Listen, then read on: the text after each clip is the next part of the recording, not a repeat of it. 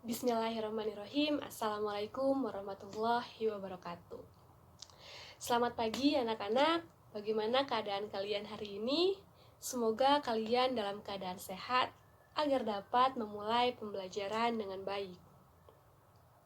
Anak-anak, minggu kemarin kita telah belajar tentang penanganan surat keluar, baik itu menggunakan sistem buku agenda ataupun menggunakan sistem kartu kendali. Alhamdulillah juga kalian telah melaksanakan praktek secara mandiri di rumah. Dan Ibu berharap semoga kalian sudah paham dengan materi penanganan surat keluar tersebut. Maka hari ini kita akan belajar bab baru, yaitu mengenai klasifikasi dan indeks arsip. Anak-anak, dalam kegiatan kearsipan itu dibutuhkan suatu sistem agar kegiatan tersebut berjalan dengan efektif. Sistem yang diberlakukan bisa bermacam-macam jenisnya, mulai dari sistem penyimpanan hingga sistem klasifikasinya. Nah, sekarang yang akan kita bahas yaitu mengenai sistem klasifikasi arsip yang ada di organisasi. Apa sih itu klasifikasi arsip? Nah, klasifikasi arsip itu sendiri menurut Winata dan Muhyiddin yaitu merupakan penggolongan atau pengkelompokan arsip menurut urusan atau masalah secara logis, kronologis, dan sistematis berdasarkan fungsi dan kegiatan organisasi pencipta dan merupakan pedoman untuk pengaturan, penataan, dan penemuan kembali arsip. Jadi di sini anak-anak, klasifikasi arsip pada setiap organisasi itu disesuaikan dengan fungsi-fungsi organisasinya, keadaan organisasinya bergerak di bidang apa, sehingga dapat disesuaikan jenis klasifikasinya yang akan dipakai nantinya. Karena pengklasifikasian arsip tidak bisa disamaratakan pada setiap organisasi. Pengklasifikasian arsip itu diperlukan agar penyusunan dalam kegiatan kearsipan itu berstruktur sehingga arsip terjaga dengan baik. Tujuannya sendiri yaitu untuk menjamin pengelolaan arsip dapat berjalan secara efektif dan efisien. Dengan klasifikasi ini, arsip yang dicipta atau diterima dalam rangka pelaksanaan fungsi atau kegiatan organisasi dapat diatur atau diterima dengan mudah sehingga penemuan kembali pun dapat dilakukan dengan cepat dan tepat. Selanjutnya kita masuk pada pembahasan unsur klasifikasi. Unsur klasifikasi itu sendiri terdiri atas dua bagian, yaitu kelompok informasi arsip dan kode arsip. Yang pertama kita bahas kelompok informasi arsip, yaitu meliputi segala hal mengenai arsip. Nah, ini tuh dibagi menjadi 3, yaitu ada unsur fungsi, unsur struktur organisasi, dan unsur masalah atau subjek. Kita bahas yang unsur fungsi. Nah, unsur fungsi itu sendiri yaitu merupakan pengklasifikasian yang disusun sesuai dengan fungsi organisasinya. Dan ada 2 fungsi organisasi itu, yaitu yang pertama ada fungsi substantif atau fungsi pokok yang lebih bersifat operasional nyata, dan pada umumnya berbeda-beda pada setiap organisasinya. Lalu ada fungsi fasilitatif adalah fungsi penunjang untuk melengkapi, mempermudah, dan memperlancar yang pada umumnya sama pada setiap organisasinya. Lalu yang kedua ada unsur struktur organisasi, yaitu fungsi organisasi yang dapat dijabarkan dalam struktur organisasi yang terdiri atas unit-unit kerja yang menjalankan program-program kerja tersebut.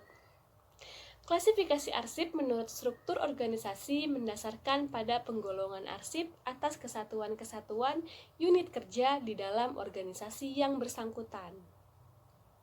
Lalu ada unsur masalah atau subjek. Nah, di sini Fungsi struktur organisasi akan didapat dari nama-nama masalah atau subjek yang merupakan jenis-jenis informasi sebagai hasil dari kerja. Adanya unsur ini itu untuk mempermudah untuk pengkelompokan sebuah arsip berdasarkan masalah dan subjek masing-masingnya. Lalu kode arsip. Kode arsip merupakan tanda pengenal arsip yang biasanya berbentuk angka, huruf, ataupun gabungan dari angka dan huruf sebagai penuntun untuk menempatkan maupun menemukan arsip. Hal ini sangat penting untuk pengkelompokan arsip agar lebih mudah untuk dicari melalui sebuah angka atau huruf yang lebih sederhana. Nah, di sini Ibu ada contoh kode klasifikasi arsip tentang pendidikan dan pengajaran.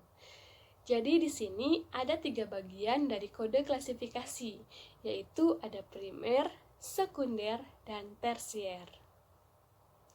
Primer di sini merupakan pokok sebuah masalah, dan sekunder adalah submasalah dari pokok masalah tersebut.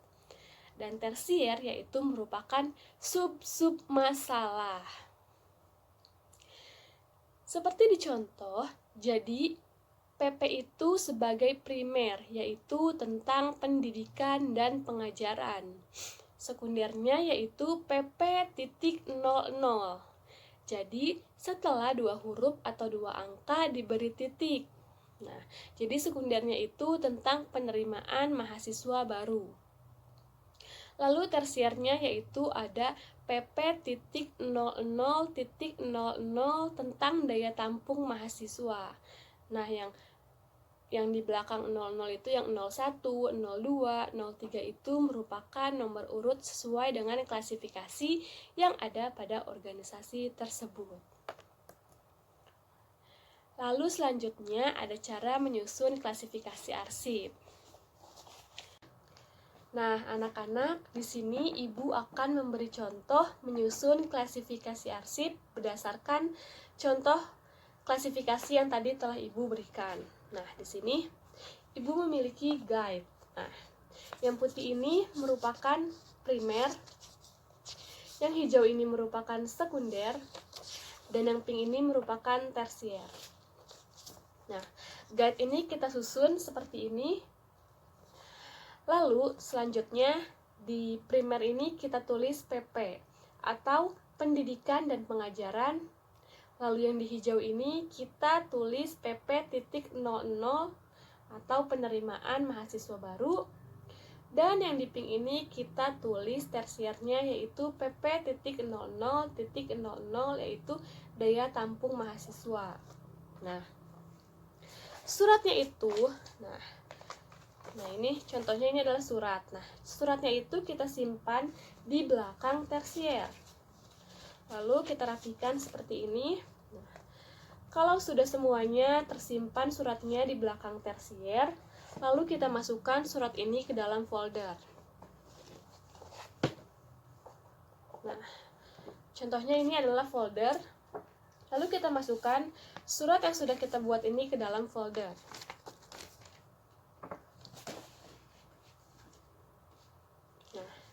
Jadinya itu nanti akan seperti ini. Lalu kita masukkan ke filing kabinet. Nah, anak-anak, sekian pembelajaran hari ini.